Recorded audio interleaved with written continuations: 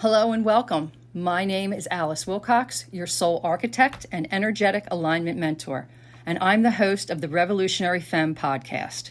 This is a podcast where we explore what true revolutionary change means, what it means for you, and what it means for your life.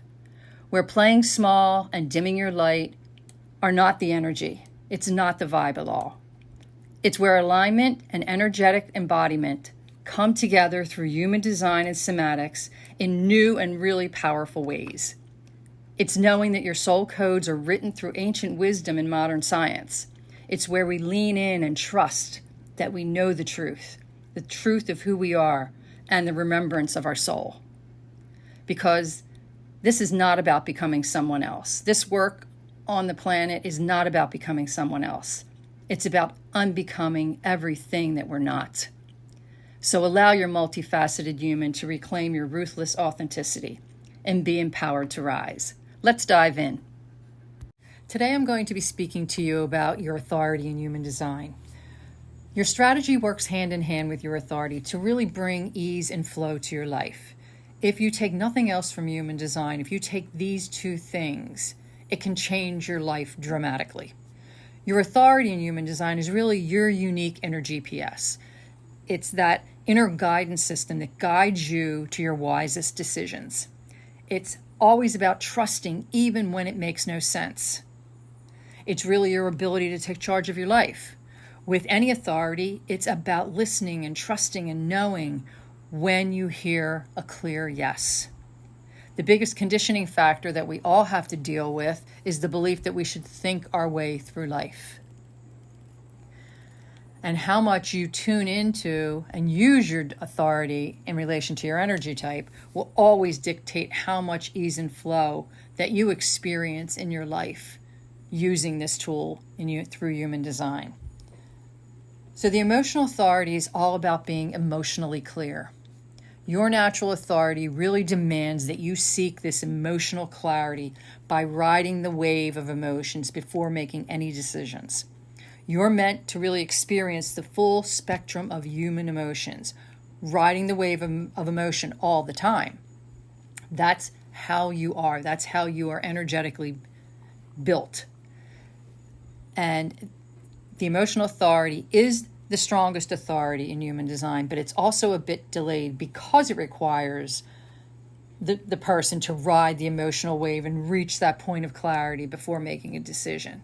So if you make a decision at the peak of a wave, when you're really excited, or at the low part of the wave where you're upset or you may feel a little low, you might, really end up changing your mind or regretting a decision that you make. And this can create a lot of backtracking, a lot of frustration in your life, a lot of pulling out of plans, and really even worse, people pleasing, doing things that you don't want to really do. That it was really a no, but you thought you should do it. So emotional authorities are usually the most conditioned because they're always told, you're too much, you're too dramatic, you feel too much, you need to tone it down. And why are you getting so upset all the time? But most times you can't even determine your feelings because they aren't always yours. They aren't always real. You're just one of the lucky people in the world that can really feel things. So it's really important for you to get familiar with how your particular wave works. And you can start to journal to become aware of how you feel. You want to notice how high is the high, how low is the low, how long does the wave take for you to go through?